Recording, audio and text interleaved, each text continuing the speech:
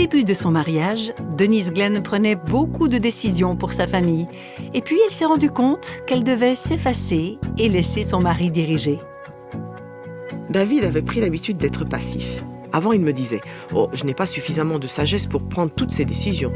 Je ne sais pas ce que je dois faire. Ne me force pas à décider. » Vous écoutez le podcast Réveille nos cœurs. Nous allons découvrir ensemble aujourd'hui comment Denise s'y est prise pour suivre un homme qui ne voulait pas diriger. Si vous avez manqué l'épisode précédent, n'hésitez pas à vous rendre sur le site www.reveilnoscoeurs.com ou sur notre chaîne YouTube pour écouter. Parce que c'était la première partie d'un témoignage formidable de la grâce incroyable de Dieu et de son intervention pour sauver un mariage qui, de prime abord, semblait sans espoir. Et si je dis sans espoir, c'est humainement parlant parce que pour Dieu, il n'y a pas de cas désespéré. Alors notre invitée, c'est Denise Glenn. Elle est fondatrice d'un ministère de conseil et d'aide auprès des femmes. Ce ministère s'appelle Cardo Ministries. Alors Denise, merci d'être avec nous pour raconter l'histoire de ta vie. Merci à toi de me recevoir, ça me fait très plaisir. Alors pour celles et ceux qui n'ont pas pu écouter le début de ton histoire, est-ce que tu serais d'accord de nous rappeler brièvement ce qui s'est passé, puis ça nous permettra de découvrir comment Dieu a pu sauver la situation.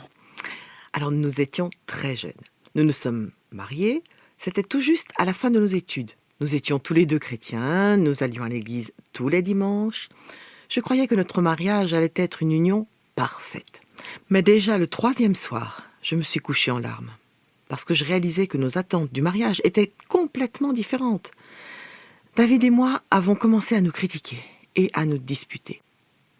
Le soir de notre 7e anniversaire de mariage, j'étais sur le point de quitter mon mari. En fait, j'ai regardé mon séduisant mari en face et je lui ai dit « Demain, je fais les valises des enfants et je pars. » Mais ce soir-là, Dieu est intervenu. Mon mari n'a pas accepté ma décision. Il m'a dit « Je ne veux pas que tu me quittes. Nous allons rentrer et nous agenouiller près de notre lit. Nous allons prier, une prière en 2 mots. Au secours. » Et Dieu a répondu au cri de nos cœurs. Quand nous avons enfin été brisés et que nous nous sommes humiliés au pied de sa croix, Dieu a entendu notre appel au secours. Quelques jours après, il a mis sur mon chemin des femmes plus âgées que moi, des femmes qui mettaient la Bible en pratique dans leur vie. Elles ont organisé une réunion de prière et elles m'ont invité à y participer. Quand je leur ai dit que j'avais 3 petits-enfants, dont l'aîné avait seulement 4 ans, elles m'ont répondu « Bien, si tu es d'accord, c'est nous qui viendrons chez toi. » Et tous les lundis, à l'heure de la sieste des enfants, elles sont venues chez moi. Elles prenaient place dans mon salon, avec leur grosse Bible sur les genoux. Je n'oublierai jamais la première fois. Elles m'ont gentiment demandé « Denise, quels sont tes sujets de prière ?» Et j'ai répondu « En fait, je déteste mon mari. » Et elles ont dit « Oh, c'est un bon point de départ. » Elles auraient pu me juger, me réciter plein de versets de la Bible, mais ce n'est pas ce qu'elles ont fait. Avec beaucoup d'amour, elles m'ont amenée à Jésus. Donc à la base, ces femmes, elles ne savaient pas que ton mariage allait tellement mal? Oh non. Donc ça s'est produit combien de temps après l'appel au secours que ton mari et toi, vous avez lancé à Dieu? C'était juste quelques jours après. Je suis devenue une petite disciple, un peu comme Timothée, le jeune homme que l'apôtre Paul enseignait. Là, moi, j'avais 5 Paul pour m'enseigner. J'étais si dure que Dieu a dû m'envoyer 5 mamans pour me conseiller. Mais pourquoi elles sont venues te voir, ces femmes? Alors, je n'en ai aucune idée. Mais bien sûr, c'est le Seigneur qui a dirigé tout ça. C'est lui qui a poussé ces femmes à m'inviter. Elles m'ont dit, tu sais, nous allons parler avec le Seigneur par la prière. Je n'avais jamais entendu parler des choses comme ça. Pour moi, prier, ça voulait dire qu'on prononçait tout d'abord les mots « Notre Père Céleste ». Et puis qu'on récitait toute la liste de ce qu'on voulait obtenir de Dieu. Et puis qu'on finissait par « Au nom de Jésus, Amen ». Et voilà. Mais ces femmes passaient 2 heures à parler à Dieu en prière, à lire des versets bibliques, à intercéder pour leur famille. Alors quand j'ai exprimé à quel point j'étais désespérée par rapport à mon mariage, elles ont ouvert leur Bible à la lettre aux Éphésiens et elles ont prié les 6 chapitres de ce livre, un verset après l'autre. Dieu a commencé alors une puissante œuvre de transformation en moi. Quand tu as dit à ces femmes que tu détestais ton mari, est-ce que c'était la première fois que tu confiais honnêtement à quelqu'un qu'il y avait un problème dans ton mariage? C'était la première fois que j'en parlais à quelqu'un, à part à David, naturellement. Le soir de nos 7 ans de mariage, quand David et moi nous nous sommes humiliés devant le Seigneur, c'est là que l'honnêteté, la transparence, la vulnérabilité ont eu toute leur importance. Alors quand ces femmes m'ont invité à la réunion de prière, j'étais brisée, si l'on peut dire. J'étais devenue vulnérable, humble. Et quand je leur ai dit « je déteste mon mari », j'en étais choquée moi-même. Elles ont immédiatement compris qu'il s'agissait d'un rendez-vous divin entre elles et moi. Et quand elles ont prié, c'était comme si la parole de Dieu s'était déversée en moi. Et ça me paraît très important ce que tu viens de dire. Quand on parle de ces moments de brisement intérieur, hein, je dis souvent aux personnes qui nous écoutent, c'est quelque chose que j'ai moi-même appris de quelqu'un d'autre, que le fait d'être brisé, ça comporte 2 axes. Et si on se représente notre vie comme une maison, il y a l'aspect vertical qui correspond au toit, et c'est comme si le toit est retiré pour nous permettre d'être honnêtes et transparents avec Dieu. Mais il y a aussi l'aspect horizontal d'être brisé dans nos relations avec les autres. Et c'est là que les murs tombent. Et c'est important dans un mariage. C'est important dans les relations parents-enfants aussi. Et c'est important aussi dans les relations entre conseillers et disciples. Il ne suffit pas simplement de crier à Dieu, de nous humilier devant lui, bien que ce soit certainement le point de départ, mais ensuite, l'important c'est d'être prêt à s'humilier aussi devant les autres et pouvoir dire « j'ai besoin d'aide ». Sinon, alors, on fait que jouer un rôle, on joue au bon chrétien qui va à l'église, et c'est un petit peu ce que tu nous disais, hein, Denise, que David et toi, vous aviez l'habitude d'aller à l'église le dimanche matin, après vous être disputés la moitié de la nuit. Et il y a tellement de gens qui vont à l'église juste en affichant leur étiquette de bon chrétien ou de bonne chrétienne. Et je crois vraiment que la puissance de Dieu s'est manifestée dans ta vie, Denise, parce que tu as accepté de retirer le toit de la maison pour que les murs puissent être abattus. Alors, je ne veux pas dire par là qu'on devrait se mettre à dire à tout le monde « je déteste mon mari ». Le but pour toi, c'était pas de démolir ton mari, mais c'était de découvrir comment tu pouvais être restauré dans la relation avec lui. Et on voit que Dieu, dans sa grande sagesse, t'a donné le courage de dire ce que tu as dit à ces femmes. Parce que, franchement, tu aurais pu leur donner une réponse formatée du genre « s'il vous plaît, priez pour que je sois une meilleure épouse ou une meilleure maman ». Mais tu as été très, très honnête avec elles en disant ça. Et c'est vrai que ça, c'est le meilleur point de départ si on veut vivre un réveil personnel. Oui, c'est exactement ça. Encore récemment, quelqu'un me disait que souvent, malheureusement, quand on va à l'église et qu'on se dit les uns aux autres « oui, oui, je vais bien », en fait, ça veut souvent dire qu'on est rempli de peur, d'insécurité, de névrose et qu'on est trop émotif. Mais en ce qui me concerne, à ce moment précis de ma vie, j'étais prête. Je voulais voir les murs tomber. J'avais tellement besoin que Dieu m'aide. Quand David et moi, nous avons réussi à être honnêtes avec lui, il a pu commencer à agir dans nos cœurs. J'avais besoin de réponses. J'étais prête pour un changement et quand ces 5 femmes ont débarqué dans ma vie, j'ai su tout de suite que je pouvais leur faire confiance. Je pense que c'est un autre élément très important du soutien spirituel. Je savais que je pouvais avoir confiance en elles, qu'elles n'iraient pas divulguer mes problèmes conjugaux à toute l'Église, que ce que je leur avais confié pendant cette réunion de prière resterait entre nous. Je savais qu'elles allaient m'amener, moi et mes problèmes, à la parole de Dieu. Elles allaient s'investir et prier pour nous, nous conseiller et nous plonger dans la parole dont nous avions tellement besoin pour guérir. Dieu a commencé son œuvre à travers ces femmes. Par l'apprentissage de la prière, elles ont commencé à m'enseigner à prier, en lisant et en prononçant la parole de Dieu. Elles disaient tout le temps « Dieu répondra à tes prières quand elles seront en accord avec sa parole. Nul doute qu'il va répondre à des prières qui viennent de sa parole. » Quand je me suis mise à apprendre à prier, à simplement prendre sa parole et à la mettre en pratique, Dieu m'a fait découvrir 3 cadeaux que je pouvais offrir à mon mari. Et c'est quand tu as commencé d'offrir ces 3 cadeaux à ton mari que votre mariage s'est transformé. Alors on va en parler de ces 3 cadeaux. D'accord. Alors le premier de ces 3 cadeaux vient de la lettre aux Éphésiens au chapitre 5. C'est quasiment un miracle que j'ai toujours gardé cette page dans ma Bible. Je ne l'ai jamais déchirée. Éphésiens 5, 22 dit clairement « Femmes, soyez soumises à vos maris comme au Seigneur. » Ce n'est pas compliqué, j'avais fréquenté une église toute ma vie, mais je n'avais encore jamais réalisé que cette parole me concernait. Quoi ? Moi ? Je dois vraiment laisser mon mari diriger, je dois vraiment le suivre. J'ai une très forte personnalité, un esprit de leader.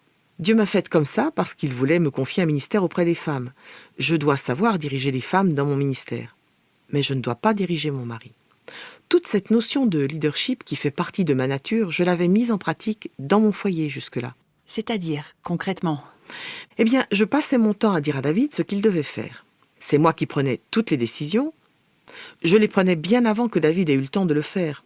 Et ensuite, je lui demandais de participer et de le faire avec joie. Je décidais du budget, de la scolarité des enfants, de l'organisation de nos vacances. Je suis le genre de personne qui décide très rapidement. Je sais bien m'organiser et je sais exactement ce que je veux faire. Et très vite. David est géophysicien de formation. Alors en tant que scientifique, il a l'habitude d'analyser les données et il a besoin de temps pour prendre ses décisions. Et moi, avec mon habitude de tout décider rapidement, bien avant lui, je ne lui laissais pas le temps d'être le chef de famille. Donc, le premier cadeau que Dieu m'a appris à offrir à David fut de le laisser être le chef de famille. Que j'apprenne à le suivre, à me placer sous son autorité et à faire preuve de soumission. Pour moi, ça voulait dire, par exemple, attendre qu'il prenne 2 semaines pour prendre une décision qui, à moi, m'aurait pris 10 minutes. Mais il fallait que je laisse à mon mari le temps de suivre les étapes de son propre cheminement. David prend de très bonnes décisions. Il est rempli de sagesse et il décide bien, mais il prend son temps. Et depuis ces 30 dernières années, je n'ai ressenti aucune contrainte en apprenant à lui laisser la direction. Au contraire, ça m'a libérée. Mais ce premier cadeau que tu lui as offert, il en avait envie? Ou est-ce que ça l'ennuyait quand c'était toi qui dirigeais? Ou est-ce qu'il était bien content quelque part de te laisser faire? C'est une très bonne question. David avait pris l'habitude d'être passif. Son père avait une personnalité très forte. Il valait mieux ne pas trop se mettre en travers de son chemin. David aimait beaucoup son père, mais il devait se tenir en retrait. Donc, dans notre mariage, ça lui allait très bien que ce soit moi qui prenne les décisions. Il me disait « Vas-y, fais ce que tu veux ». Par contre, dès que j'avais pris une décision, il venait la critiquer. Dieu l'avait créé pour être le chef de famille. C'était son rôle, mais tant que lui était passif et que moi j'étais active, on se piégeait mutuellement. Je dominais et il me critiquait.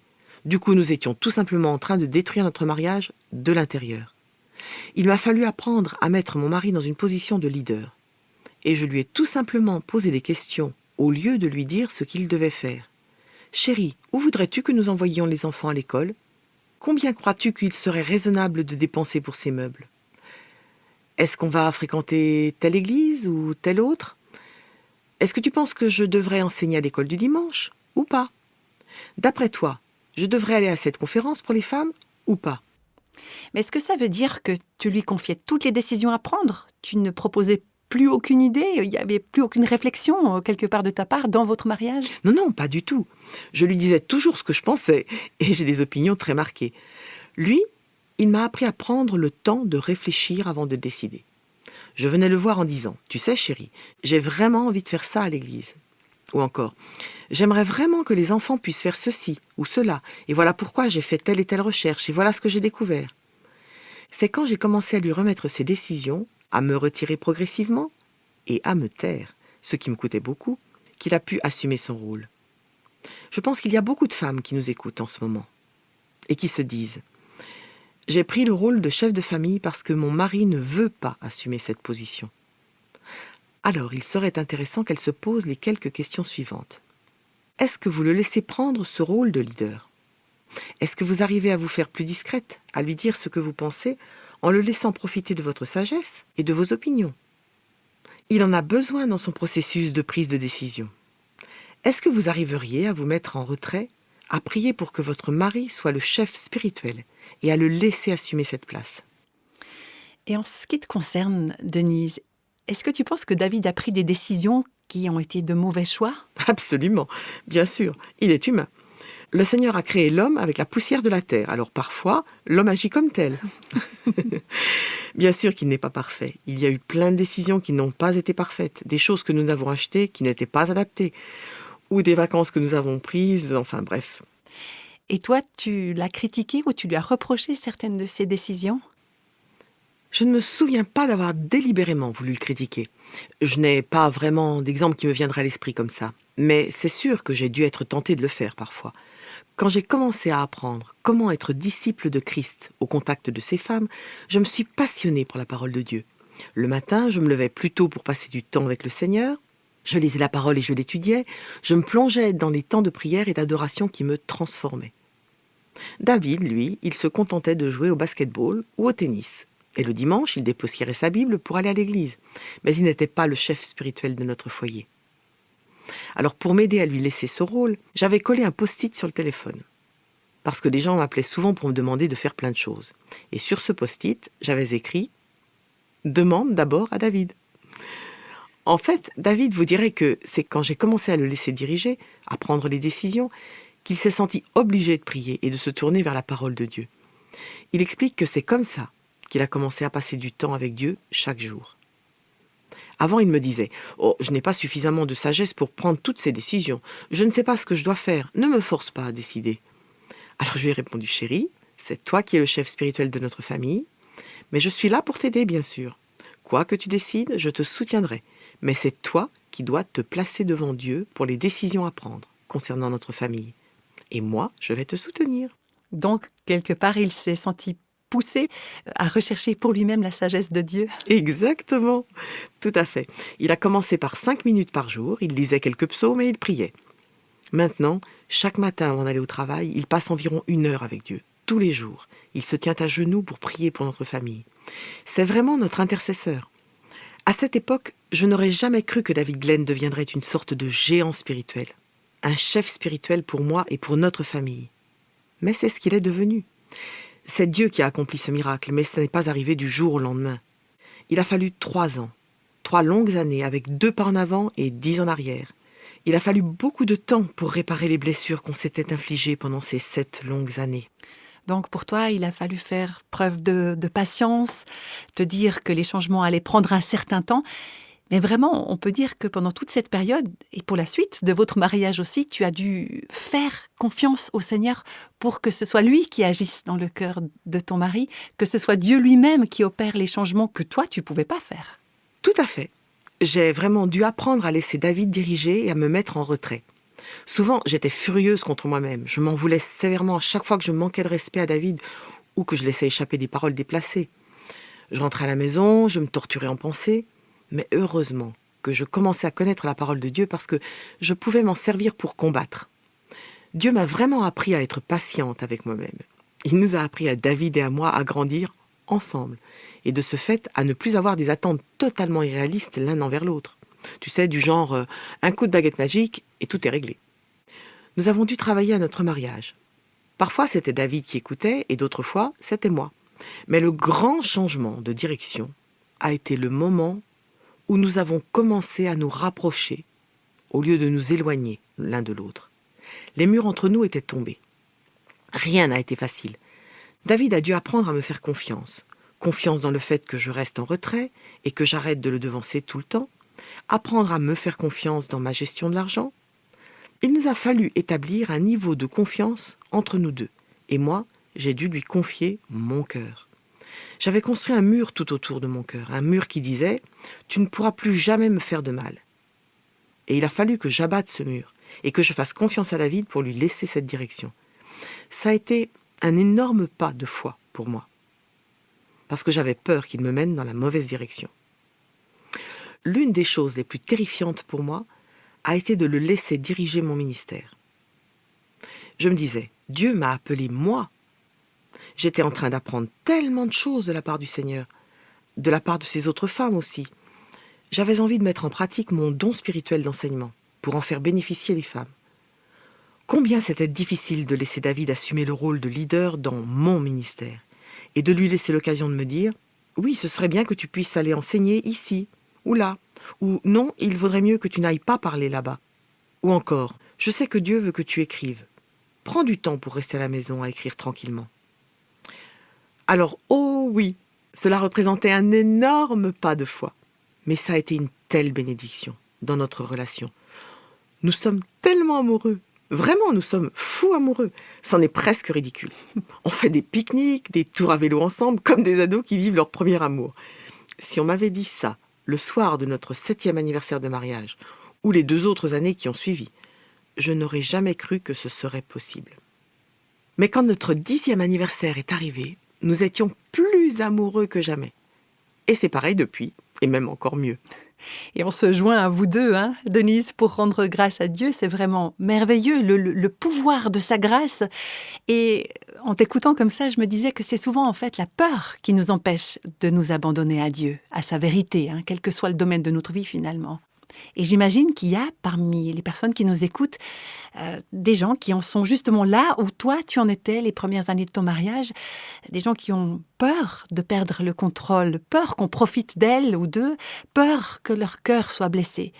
Est-ce que tu aurais une parole d'encouragement pour ces personnes qui luttent avec la peur qui se trouve dans le cœur de tout être humain finalement, hein, à un niveau ou à un autre? J'avais cette peur moi aussi. Ce que j'aimerais dire à ces personnes qui nous écoutent aujourd'hui, c'est que je vous encourage à mettre votre foi et votre confiance dans l'amour du Seigneur Jésus. C'est en lui qu'il faut investir votre foi et votre confiance. Protégez votre cœur avec Jésus et demandez-lui de vous remplir de sa vie alors que vous soutenez votre mari. C'est vraiment ça, se connecter à la vie de la vigne, quand Jésus dit « Je suis le cep, vous êtes les sarments ». Celui qui demeure en moi et en qui je demeure porte beaucoup de fruits. Car sans moi, vous ne pouvez rien faire. C'est dans Jean, chapitre 15, verset 5. J'ai dû apprendre à lâcher prise et à laisser Dieu me remplir de sa vie, de son amour pour mon mari, et à lui faire confiance pour qu'il agisse à travers David pour prendre soin de moi, puisque la parole de Dieu dit qu'une épouse doit être soumise à son mari. Il a fallu que je mette ma foi en Jésus et ma confiance dans l'autorité de la parole de Dieu, et que je laisse Dieu s'occuper de mes circonstances. En fait, je me rappelle que devant Dieu, je me plaignais souvent de David. « Mais Seigneur, regarde-le !» Et je suis sûre que de son côté, David faisait de même. Mais petit à petit, Dieu s'est mis à changer nos cœurs, à mon mari et à moi, dans la soumission et l'amour de Christ. Pour ma part, je suis constamment en train d'apprendre. J'ai choisi de me soumettre à l'autorité de la parole de Dieu, et Dieu m'a béni en cela. Sa bénédiction a été de nous rapprocher l'un de l'autre, David et moi. Merci beaucoup, Denise. Alors voilà, nous avons découvert aujourd'hui le premier des 3 cadeaux que tu as offerts à ton mari. Et c'est vrai que c'est un cadeau pour un mari, hein, quand son épouse lui reconnaît la place que Dieu lui a donnée, celui d'être le chef de famille, et quand cette épouse soumet sa volonté à la sienne, et quand l'un et l'autre aussi se soumettent à Christ. Et probablement qu'aujourd'hui, Dieu a parlé à plusieurs personnes, en particulier des auditrices, pour leur dire que c'est vraiment un cadeau qu'elles peuvent offrir à leur conjoint. Et si c'est votre cas, eh bien, dites simplement « Oui, Seigneur ». Et abandonnez d'abord votre cœur au Seigneur, car c'est là le point de départ de votre soumission. Et puis, dites-lui « Seigneur, oui, par ta grâce, j'offrirai ce cadeau de soumission respectueuse à mon mari pour ta gloire. » Et alors, vous verrez Dieu commencer à agir d'une manière étonnante dans votre mariage. On se retrouve bientôt pour le prochain épisode de Réveille nos cœurs et on découvrira les 2 autres cadeaux que vous pouvez offrir à votre conjoint, comme ce que Denise Glenn a fait dans son propre mariage.